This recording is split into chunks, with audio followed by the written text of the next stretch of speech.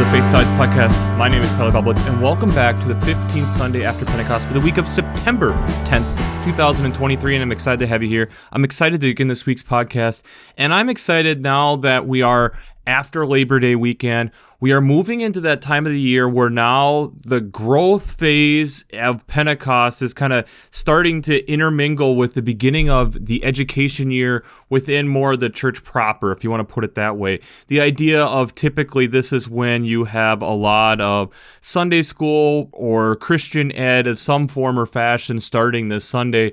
And I will say, looking at the text this week, it's both a very difficult text to be talking about that with, but also a very rewarding text to be talking about that with, because I think in a lot of ways, there's a lot of ways that this can be crafted to be able to talk about this type of stuff and being able to look at how we continue to grow throughout the whole year. And yes, when we're in this phase from September to May, at least here in the United States, the typical Christian education year, there is a different feel, a different tonality, a different pacing to it.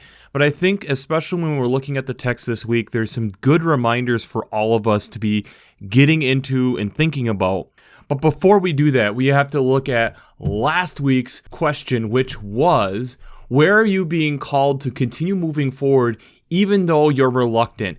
And one of the responses I got back this week was talking about how we can see this all around us. We can see that nature is starting to prepare, at least here in the Northern Hemisphere, for the migration moving south. But also the idea of sometimes we're reluctant to do things too.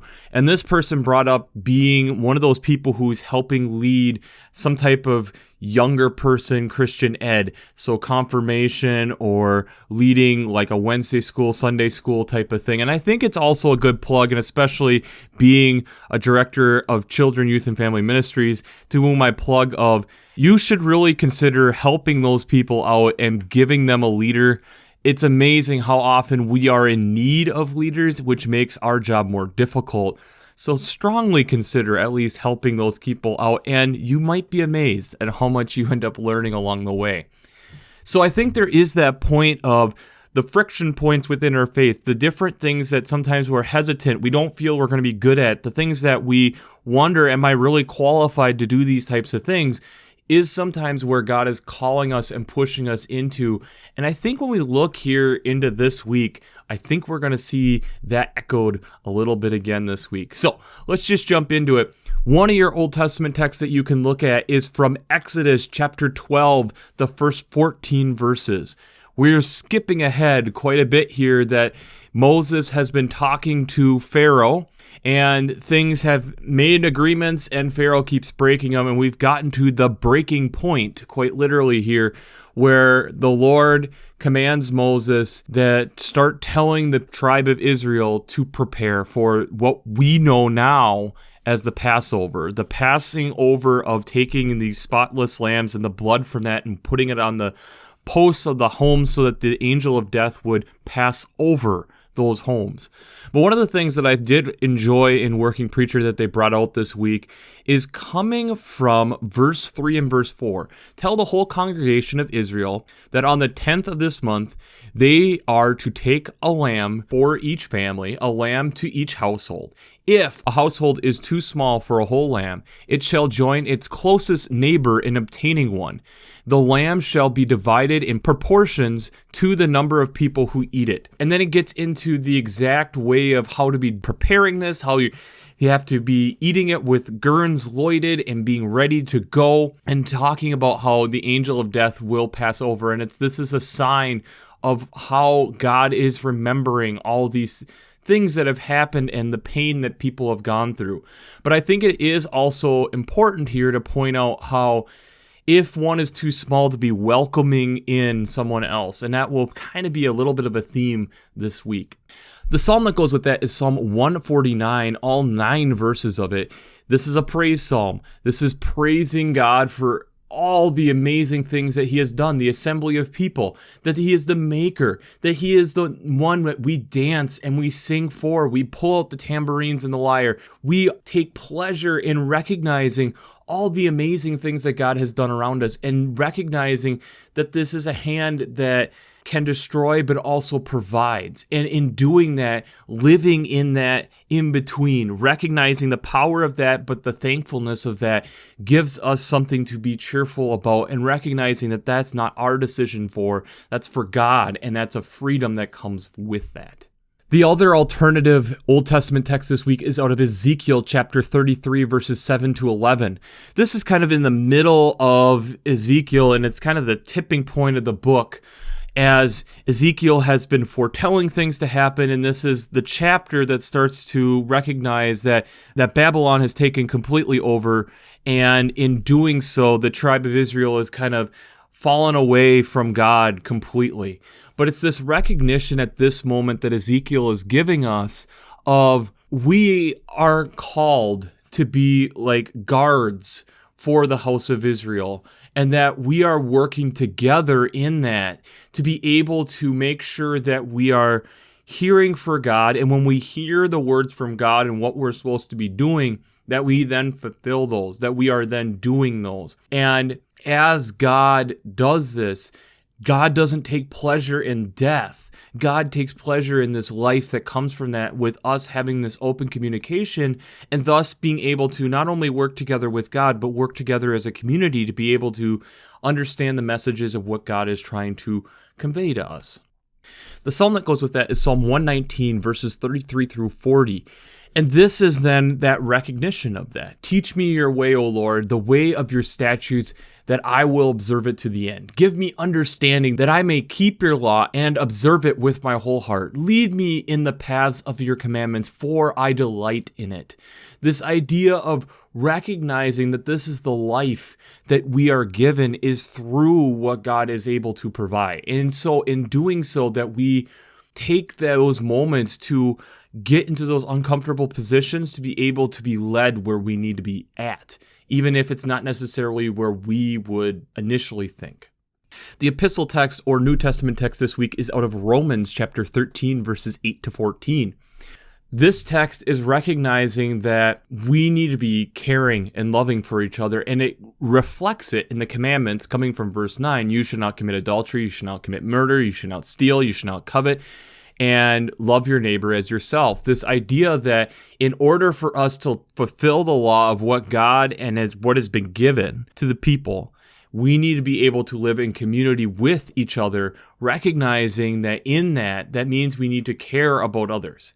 And that's a hard thing sometimes for us to do, but that also means that we need to live in an honorable way, that we're able to work together and be able to build each other up instead of tearing each other down. Instead, put on Jesus Christ and make no provision for the flesh to gratify its desires.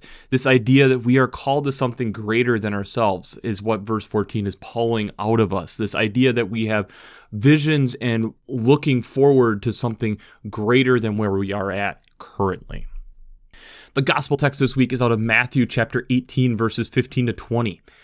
This is a difficult text. This is not an easy text. This is a text that kind of has a little bit of feels from the last few weeks, but it's the idea of how the church is supposed to be working together. And that if we're seeing faults within different people within the congregation, that we are pulling them aside and talking about that. And as we are pulling them aside and talking about that, that if there's still bickering, that maybe we bring a few more in, and recognizing that we are trying to work together as one big, broad community. And sometimes that's hard. And this is where we get the reminders to help keep the narrow path that we're trying to walk. Whatever you bind on earth will be bound in heaven, and whatever you loose on earth will be loose in heaven. And this is then we get this idea of recognizing that the Father is trying to lead all this and that we are trying to do that. And then the verse that will probably be preached on the most, for where 2 or 3 are gathered in my name, I am there among them. This idea and recognition that no matter the situation, that God is always there in and amongst us in the midst. And as I've stated before, one of the things I really enjoy about the idea of 2 or 3 is you have the human self and the spiritual self. And that's, to me, 2 people inside of one. And so there is a point where it's stating 2 or 3 are gathered. AKA, no matter if you are fighting with your flesh versus your spiritual self, God is already there. So I think that's just absolutely incredible. So before we jump into how faith and science come together this week, we have to do shameless plugs for Working Preacher. If you haven't checked out Working Preacher, I'd highly recommend it. Between the Sermon Brainwaves podcast, their commentaries, their discussions. Since I'm not an ordained minister, I use them on a weekly basis to help give me some direction, some different ideas, to be able to listen to biblical scholars talk about and how are they thinking about and looking at these texts. So if you haven't checked out the commentaries and the great resources that are all over at workingpreacher.org, I'd highly recommend it. I'd also highly recommend checking out the Revised Common Lectionary coming from Vanderbilt's Divinity Library. I really like how they lay out the text week to week, but also having the art to be able to see how different people have looked and interpreted these texts artistically, which is amazing. Prayers, hymns, colors, all these different things to be able to help prepare you for the upcoming week and being able to think about these texts. So if you haven't checked out the Revised Common Lectionary coming from Vanderbilt's Divinity Library, I'd highly recommend it. Finally, I'd also highly recommend checking out the Green Blades Preaching Roundtable and the Green Blades Rising publication. These weekly reflections or newsletters help give some ideas about different things that are going on, but also being able to bring in some ecological echoes, implications, and urgencies, talking about these texts week to week. If you enjoy listening to my podcast week after week, I'd highly recommend signing up for these newsletters down below to be able to be part of that. As I've plugged before, I will be writing something for this newsletter later this year, so look forward to that. I'll give more details as that's coming up, but it should be an extremely exciting time. So if you haven't checked out the Green Blades Preaching Roundtable and the Green Blades Rising publication, I'd highly recommend both of those resources. Sometimes I think we can all agree living in a community is hard. And that's where I think at times we're able to use what we know in science and being able to reflect that back on ourselves to give us a little bit more clarity. And I feel that this week is one of those weeks in a weird way. So this week we are going to talk about community ecology. How do different populations of different creatures interact with each other to be able to have an ecosystem? Now, one of the things that I found really interesting, and I think it's a good jumping off point, but also a point we'll come back to, that Hank Green brought up about biology, is that there are 2 points to anything that's living according to biology. It is 1, to reproduce, to be able to spread your genes on to the next generation. And 2, don't die. The longer you're able to live, the longer you're able to spread those genes out and thus being able to inhabit the world, if you want to put it that way. So in doing that, the world is naturally in this place of competition because we all, be it humans and non-human alike, are competing for resources. And in this type of competition, there's sometimes where it's more direct, there's sometimes it's more indirect. Anytime we're having competition, it's due to that there's some type of limiting factor. So like within a forest, and a tree falls, multiple things spring up because there is a competition for that sunlight. The more I can grow, the bigger I can get, the more I can absorb this resource and drown out everything else. Would be one example of that. So within that, you naturally have competition. And what can happen is competition exclusion, aka if you and something else are competing in something, if given enough time, one of you will be better at competing versus something else, and thus, given again enough time and none of the conditions changing, one will win and the other will lose. It's that straightforward. So if given enough time and an endless summer, you would have potential of getting your yard into one species of grass. It's very possible that it could outcompete absolutely everything else, and if the resources and everything stayed the same, that it would be able to have one species control the whole thing. Very possible. You could have the same thing with a forest, or again, if everything stayed the same, you could have something that outcompetes absolutely everything.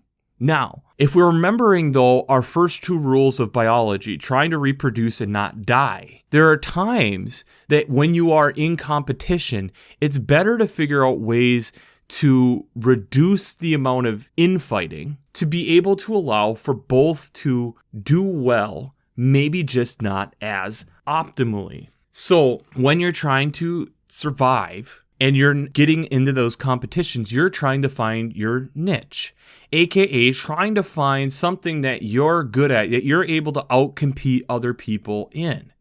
And in doing that, it will allow you to be more successful. So your fundamental niche would be the ideal situation that you are designed and built, and it would be perfect for you to do.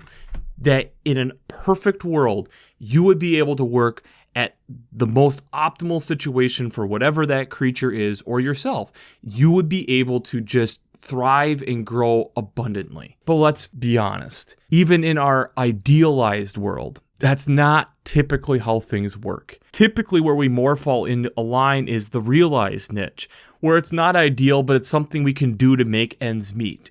Think of it as the college student who gets the degree but doesn't immediately get into the field that they're looking at. There are other skills and abilities that they're able to do to help make ends meet as they continue to strive for those goals.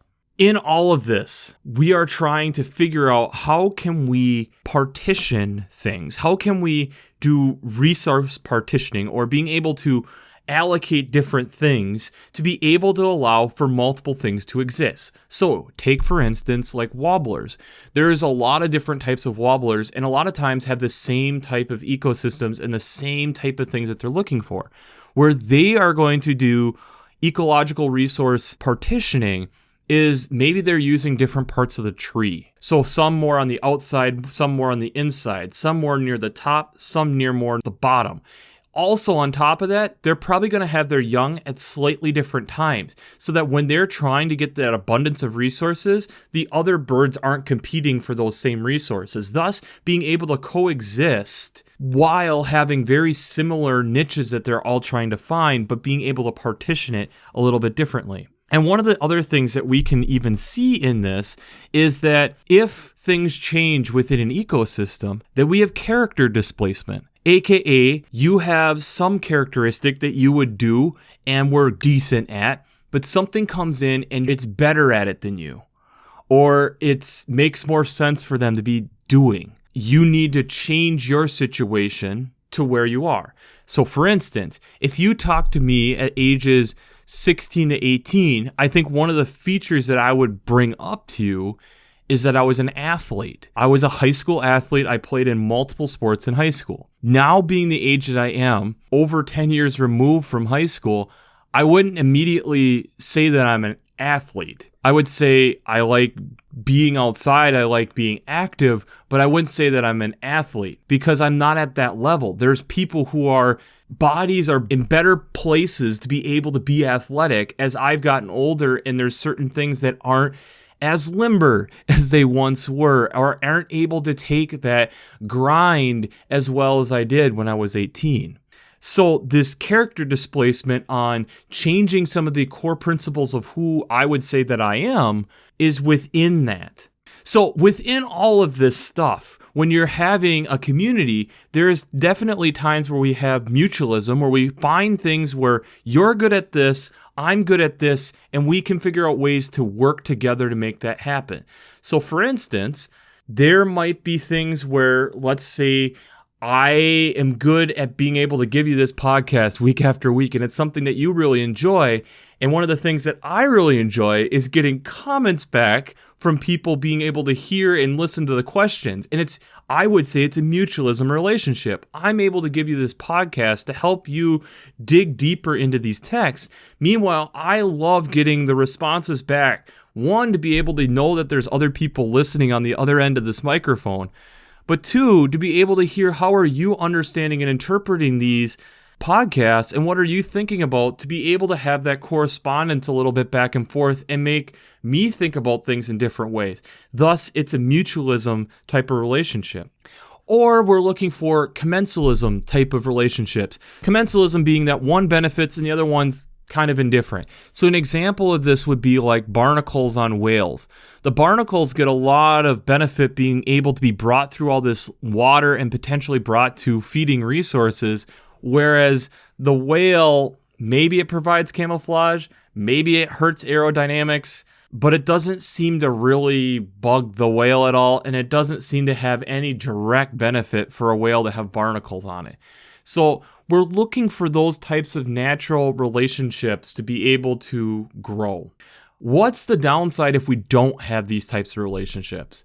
And I think the easy one actually to look at that's been in the news within the last month is the Maui fires. One of the big resources that they're talking about that was the issue was invasive grass species, specifically guinea grass. Part of it being that during the wet season with having proper sunlight, it can grow upwards to 6 inches a day, getting to the point where it grows 10 feet plus tall. And then during the drought, with it being able to outcompete the other native resources there, it provides a lot of fire capabilities. And being that there's some of these species that are somewhat fire dependent on growth, and that it's not grown there natively, it doesn't have necessarily the fire resistance that it potentially otherwise would have because it's native to somewhere else, and it hasn't grown up in this community. It hasn't been able to find these relationships to be able to, how do the natives work with this? It allowed for fire to go rampant. And I'll attach news stories and different science articles talking about this was something that was being warned about years in advance. And it's actually kind of sad looking at now. We need to, and this is where I would argue, and especially within the world climate, but specifically the political climate here in the United States, this shows how much we need to be in relationship with each other. We need to be able to communicate with each other and recognizing that God is in those conversations, even if we're not agreeing, bringing people in so that we're seeing different things. And maybe we don't get to a point of necessarily agreeing, but being able to at least get people to question and think about things and not immediately just put up their guard, but being able to have the deep critical thoughts to make sure that we're making good, comprehensive decisions. How are we going to do that? That's where Romans comes in. It means that we need to be honorable in who we are, and by doing that, we need to be able to show love and care for each other. We need to be able to be listening, like Ezekiel talked about, and be willing to hear the messages that are from others and being able to filter those through and still be actively listening for God to help guide us in that and being able to hear who those messengers are. But also being able to work together as a community, like in Exodus. That when there's difficult things that are coming up, that we're able to work together as a community to be able to get through it. Being able to work together, my family isn't big enough to eat a lamb, come and join me and we'll split and share. Are we as church communities doing this well? Are we modeling what we're talking about here well? If the faith is so important, are we modeling that for our kids and being that, putting ourselves in the positions to be able to potentially help lead or participate within that as one example? Are we willing and able to recognize different dangers that are coming up and try to do preventative care, like what could have been done a little bit more with guinea grass and other invasive grass species? And they are talking about one of the news articles. Hawaii was not the only place where that's a risk, especially the Southwest. There's definitely some spots that are under the same type of thing because, again, these invasives have come in and they haven't built the community the same way. Being from the United States, I think one of the things that I am noticing as we're talking about like specifically community ecology is how we as a country right now are really struggling with that first word, community. Being able to see differently, but still being able to work together. And it's amazing here in this Matthew text that that's what we're calling out and recognizing that people might not see the same way as I do, but they're at least trying to make me aware of something to the way that they're seeing it and making sure that we're reflecting and thinking about it. But recognizing, being able to see that God is in those conversations, that Jesus is there in and amongst those conversations, and so thus we shouldn't be attacking the same way. We are all trying to work and compete, but also work as a community together. See, that's where we can't look at this purely biologically. Purely biologically says one wins, one loses, and just don't die in the process. That's where the Romans text of saying, but the love aspect is so important.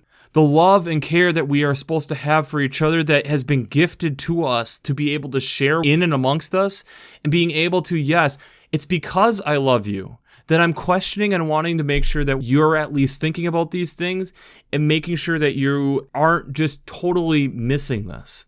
And I agree that maybe we won't see eye to eye on all these issues, but I'm just wanting to calmly, lovingly talk to you about this and have a conversation, not just accuse, but to work together with. When we look at how ecosystems have worked, how we're able to have resource partitioning, it's through working together. It's through recognizing the different abilities that are great in people and other places where we're weaker, so that we can allow all of these to work together, to be able to help try getting us out of realized niches and move us closer to fundamental niches for all of us, if possible, to be able to work together to create a cohesive ecosystem that all can thrive. We as people really struggle with that idea. We as people struggle with having the idea of being able to pull each other aside or being able to talk about things,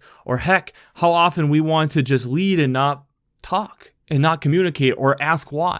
But in doing that, it might be creating more heartache and actually making things harder and making it so that we are going closer to competition exclusion, where one will win, one will lose, and who knows what's going to shake out because of that. Instead, if we're able to work together to more have resource partitioning, or being able to recognize character displacement within all of us, how we are continuing to evolve and change as we grow on this planet, as we continue to spin around the sun, that in doing that, we might be able to grow into something new. We also have to realize within character displacement happens because something new comes in. So if that new is removed, they might go back to it. It means that you have to continue to be open to different possibilities. You have to continue to be looking for opportunities. Realizing that I might not do something now, but I might come back to it again is hard. But that's how ecosystems work. And we're part of one. And the church is a whole nother ecosystem in and of itself that we're trying to work in, and that's where it gets sticky. And like I talked about 3 years ago, yes, we have herd mentality, and there's good things with herd mentality because it helps us keep safe, it helps us keep alert, it has more eyes for protection. So we thus need to be able to recognize that. We need to be able to recognize all these different things, but being able to recognize the gifts and abilities that each of us have and get us closer to those niches. And if we have too many people in one niche, might be able to work on, okay, we need to develop that niche that we're missing, but some people need to go into this realized niche to be able to help all of us be able to survive here. And these are not easy things. It's much easier to talk about it biologically. Especially as humans, it's so much harder to talk about, but it's so important. So the question I have for you this week is, how is your community/ecosystem? How is your community/ecosystem? Because I think if we are honest with ourselves, if we were doing an audit of it, I think we'd recognize that there are things that we need to improve upon, but there's also things that we are doing well. And I think if we were able to talk about it with people and being real about it, maybe more than just your household, I think we'd start finding that the ecosystem/community that we have continues to grow. And the more that we do that, the healthier it gets. For not only one, but all of us. Because it allows us to open our eyes to the sins that we may or may not be recognizing, giving confidence to those who aren't necessarily able to feel confident bringing them out, to maybe be in a position where they do feel confident talking about it. I think in a lot of ways, that's one of the things that we need to work on. Being able to expand that community, expand that ecosystem, to be able to hear the dangers that are potentially coming as we were told in Ezekiel to try to be doing. So maybe we can prevent some of these other things. And that might mean that we actually have some hard truths that we have to deal with, but we also have to recognize that in doing that, we are all healthier for it. Remember, we're from a creative God, and we are creative people. So don't deny yourself the creativity to be able to move forward, no matter how hard that forward step may be. So, we'll wrap this up as we always do. I pray God blesses you through your faith and amazes you through science.